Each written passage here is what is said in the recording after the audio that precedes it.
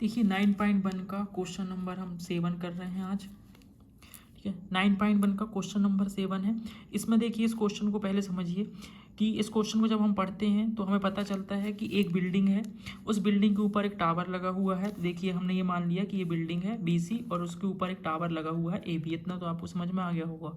ठीक है, लेकिन जब उसका हम एलिवेशन एंगल देखते हैं उस टावर के नीचे का पार्ट, नीचे के पार्ट का नीचे का हिस्सा, तो उस पर हमें एंगल बनता है 45 डिग्री। और जब हम उस टावर के ऊपर देखते हैं तो कितने डिग्री का एंगल बनता है 60 डिग्री का। इतनी सी बात है बस। अगर आपको इतनी बात समझ में आ गई तो आप आराम से डायग्राम बना लेंगे क्वेश्चन का, और जैसे ही आपका डायग्राम बनेगा तो आप चुटकियों में आंसर ले आएंगे। देखिए ठीक है, इतना तो आपको समझ में आ गया होगा। BC बिल्डिंग है, उसके ऊपर टावर लगा हुआ है, तो ये टावर का नीचे वाला पार्ट है, उसमें देखते हैं तो 45 डिग्री का एलिवेशन एंगल बन रहा है। और ऊपर जब हम देखते हैं तो कितने डिग्री का बन रहा है 60 डिग्री का। तो हमने रूल के अकॉर्डिंग हम सबसे पहले छोटा ट्राइंगल लेंगे। तो छोटा ट्राइंगल कौन सा बन रहा है बताइए? ये वाला बन रहा है आपका BCD। तो in triangle BCD, in triangle BCD में आप देखें तो सबसे पहले आपको, अच्छा बिल्डिंग की हाइट भी आपको गिवन है, तो आप यहाँ पे लिख लीजिए कि बिल्डिंग कितनी मीटर की है, 20 मीटर की है। ठीक, अब चलिए हम आगे काम करते हैं, हमें ये पता करते हैं। ठीक है, तो क्योंकि इसका कोई काम नहीं है, हमें तो काम यहाँ और यहाँ पे है, तो हम देखते हैं सबसे पहले हम क्या लगाएंगे यहाँ पे, परपेंडिकुलर और बेस फाइंड करने के लिए 10। और ये छोटा वाला एंगल कितने डिग्री का बन रहा है? छोटे वाले, देखिए छोटे ट्राइंगल का एंगल छोटा रहेगा। ठीक है, तो ये 45 वाला है, और बड़े का बड़ा रहेगा 60। 10 45 परपेंडिकुलर कितना होता है ये तो आपको पता है ना। ठीक है, इसी का यूज़ तो हो रहा है, बाकी और किसी चीज़ का यूज़ तो हो नहीं रहा।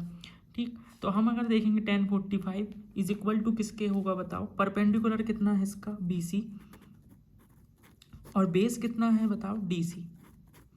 यहाँ तक कोई दिक्कत नहीं है। 10 45 की वैल्यू क्या होती है? तो बहुत आसान है, 10 की वैल्यू 45 की 1 होती है। BC की वैल्यू कितनी है? 20 20, ये देखो ये लिखा है B20। उसके बाद DC हमें नहीं मालूम। ठीक, नहीं मालूम तो क्रॉस मल्टीप्लिकेशन कर देंगे तो DC मालूम चल जाएगा। ये DC कब 1 से मल्टीप्लाई होगा तो DC, यहाँ कुछ नहीं है तो 1 है, तो DC का यहाँ कितना जाएगा? DC 20। तो ये वाली लेंथ भी आपकी कितनी आ गई? 20 लिख दीजिए, कोई दिक्कत नहीं है इसमें। अब लेकिन हमारा काम तो यहाँ अभी हुआ नहीं ना, हमारा काम तो मेन है एक्चुअल में इस टावर को फाइंड करना। तो चलिए देखते हैं इसको कैसे फाइंड करेंगे। ठीक है, अब चलते हैं छोट बड़े वाले ट्राइंगल की तरफ। तो कौन सा है? इन ट्राइंगल बड़ा वाला ट्राइंगल का नाम क्या है? देखो ACD। तो मैं इन ट्राइंगल लिखता हूँ क्या? ACD। इसमें मैं क्या लगाऊंगा? 10। और अब एंगल कितना बन जाएगा मेरा? 60 डिग्री का। तो मैंने 45 की जगह में बड़ा वाला ले लिया 60 डिग्री। इसका परपेंडिकुलर कितना है? देखो परपेंडिकुलर इसका पूरा पूरा AC, और इसका जो है बेस है वो क्या है? बेस तो सेम है DC। ठीक है, परपेंडिकुलर लेते हैं ना 10 में, तो ये परपेंडिकुलर AC पूरा बड़ा वाला ट्राइंगल उसकी बात चल रही है, और इसका बेस कितना है? DC। ठीक है, अब जो वैल्यू आपको पता है वो रख दो। तो जहाँ से आपको सबसे पहले पता है 10 60 की वैल्यू क्या है, 10 60 की वैल्यू पता नहीं है तो नहीं करना ये क्वेश्चन को, कोई मतलब नहीं है। ठीक है, क्योंकि ये तो पता होना चाहिए आपको। 10 60 क्या है? √3। और 8C की वैल्यू क्या है बताओ? AC नहीं पता हमें, ये वाली लेंथ तो अभी नहीं पता, लेकिन इतना जरूर मालूम है कि AC हमें आधा पता है। तो हम पहले AC को लिख लेते हैं कि ये AC है क्या एक्चुअल में? AB + BC मिलके क्या बनता है? AC बनता है। तो मैं AC की जगह पे क्या लिखता हूँ बताइए? AB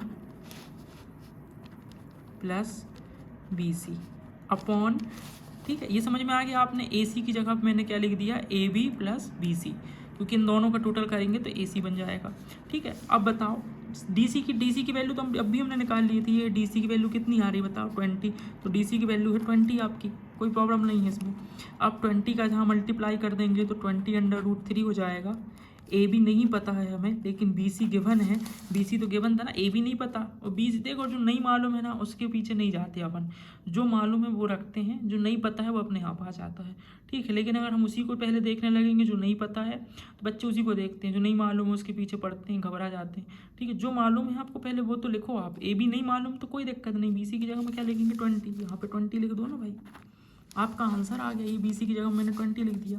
अब क्या करें? 20 √3 यहीं पे रहने दो, इसको इस तरफ लेके जाओ तो काय का हो जाएगा? माइनस का हो जाएगा। AB आपका ये बचा है। अब बताओ इन दोनों के पास क्या कॉमन है? 20 कॉमन है, तो अंदर क्या बचेगा? इसके पास √3 और इसके पास माइनस, इसके पास क्या बचेगा? 1।